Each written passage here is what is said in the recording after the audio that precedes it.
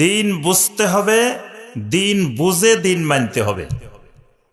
দিন না বুঝে মানলে এটা দিন মানা হয় না, কিন্তু দিন বুঝলাম না এমনি মানি, তাহলে দিন মানতে গিয়ে হয় শিরিক হবে, অথবা দিন মানতে গিয়ে বেদাত হবে, অথবা দিন মানতে গিয়ে কুফরি হবে, অথবা দিন মানতে গিয়ে কুসংস্কার হবে। সেটা আল্লাহর দিন হবে না। অনেকে এখন বাচ্চাদের জন্মদিন পালন করে, ছেলের জন্মদিন, মেয়ের জন্মদিন, অমুকের জন্মদিন, কেউ আবার বিবাহ বার্ষিকী পালন করে। আবার এখন দেখবেন বার্ষিকী হয় না, অর্ধবার্ষিকীও হয়, মানে 6 মাসে একবার হয়। দোকানে গেলে দেখবেন কেক কিছু আছে ফুল, কিছু আছে হাফ। তো কিরে এগুলো হাফ কেন? এগুলো 6 মাসের আর ফুলটা 1 বছর, 2 ভাগে আছে। মানে মানুষ টাকা রাখার জায়গা নাই, কি করবো আর, এই জন্য ওই এখন বছরের 2 বার পালন করে। এই যে বার্ষিকী পালন করা, এগুলো কার পদ্ধতি?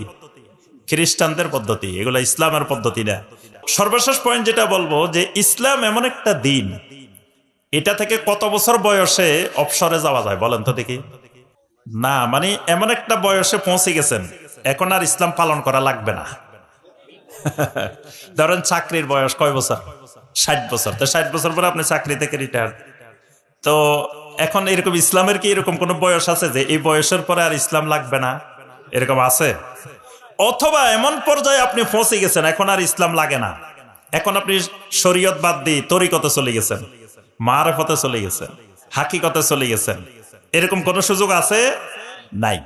অর্থাৎ ইসলাম এমন এক দিন, এইটা মৃত্যু পর্যন্ত পালন করা লাগে।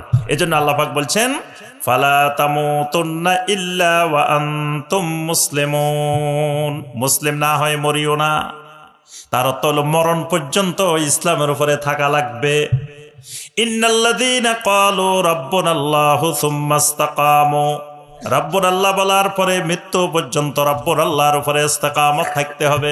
তাহলেই তাতানাজ্জালু আলাইহিমুল মালাইকাতু আল্লা তাখাফু ওয়া লা তাহজানু ওয়া আবশিরু বিল জান্নাতিল্লাতী কুনতুম তুআদুন, তাহলে জান্নাতের সুসংবাদ পাওয়া যাবে। তাহলে বোঝা গেল ইসলাম এমন একটা দিন, যেটা গ্রহণ করলে, যেটা মানলে মৃত্যু পর্যন্ত এটার উপরে ইস্তেকামত থাকা লাগে। আল্লাহ পাক আমাদের সবাইকে এই দিনটাকে জেনে বুঝে মানার তৌফিক দান করুন।